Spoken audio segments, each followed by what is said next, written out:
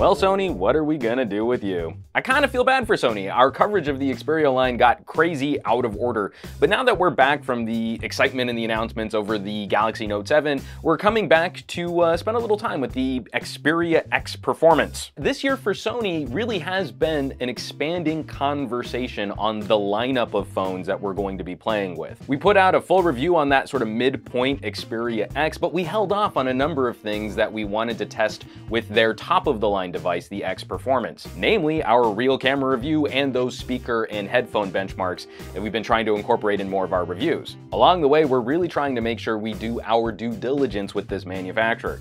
Now, Sony as a brand kind of walked away from the United States. They're kind of limping back into this area of the world with unlocked devices sold directly to consumers, no carrier relationships to really make sure these things show up on store shelves. As I mentioned in our first impressions video on the X Performance, I was really expecting a few more differences between this and the regular Xperia X. I've been using it for the last couple days and it does feel like a very similar phone. Now, there's a little extra horsepower. We moved from a Qualcomm 652 to a Qualcomm 820, so that's nice, that's progress. The tiny little battery bump has been non-existent in terms of real-world usage. I see no benefits from that in additional runtime during the day. And I was really hoping for an expanded feature set out of this camera. It's a similar camera sensor, but with the extra horsepower from the Qualcomm 820. I was thinking, oh, maybe we'll finally get UHD video or H.265 compression or something that we would really identify with Sony as a camera manufacturer finally making its way into their phones, and no. It's all pretty much the same experience there too. You max out at 1080p 60 frames per second for video. You've got that 23 megapixel sensor, but it's really designed to pump out 8 megapixel downsampled images to really kind of mess with the exposure and noise reduction and the filtering that goes into producing a nice crisp image. And you get great shots out of it, but that doesn't feel like you're really getting everything that Xperia brand, that Sony brand can bring to the table. In the past, we've been able to celebrate the fit and finish of Sony devices, and I just don't have that same kind of love for the Xperia X that I had for the Xperia Z line of phones that came before it. I mean, sure, it's an attractive device. I think Sony's style is on point. I love this sort of monolith slab of device. It's very angular, it's very sharp, it's very precise, and it is this brushed metal exterior. I think it looks cool. It feels nice in the hand, like so many other YouTubers have generically commented on a number of phones that have come out recently. But I don't feel like there's that same attention to detail that we've seen on previous Sony devices. There's a little bowing on the side panel here by the SIM card tray. A SIM card tray, mind you, which the second you pull it out, because there's no pin tool door, you just stick a thumbnail in there, the phone automatically reboots, which is really frustrating if you have to swap cards back and forth. I'd love to be able to hot swap a SIM card on a Sony phone.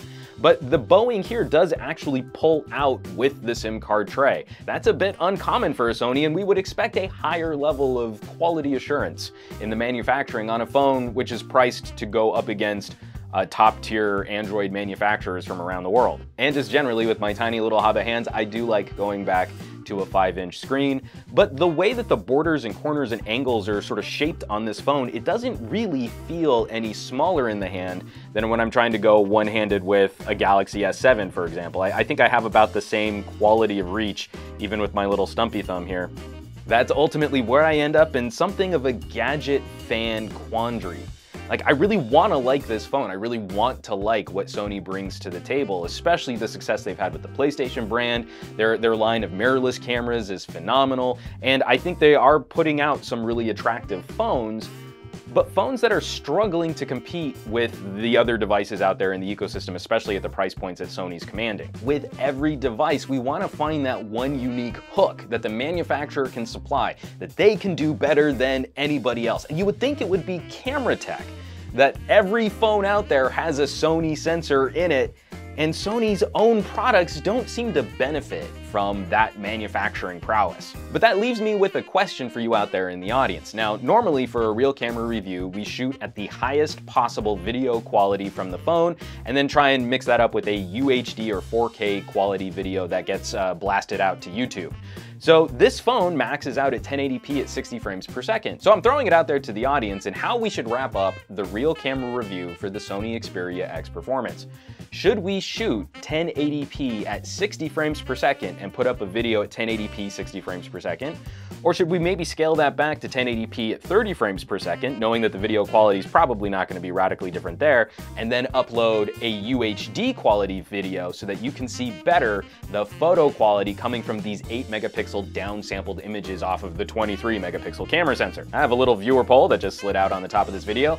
Vote in that. I'm going to look over the next couple days, see what you guys say, and that's how we'll finish up the real camera review for the Sony Xperia X Performance. We'll have more to report on the Xperia X Performance soon, so be on the lookout for that. We've got some comparisons that are going to come out alongside the full review and the real camera review. As always, thanks so much for watching. Be sure to subscribe to this channel for more fun tech diary video entries like these. We're trying to mix it up a little, have a little fun with how we talk about our gadget feelings.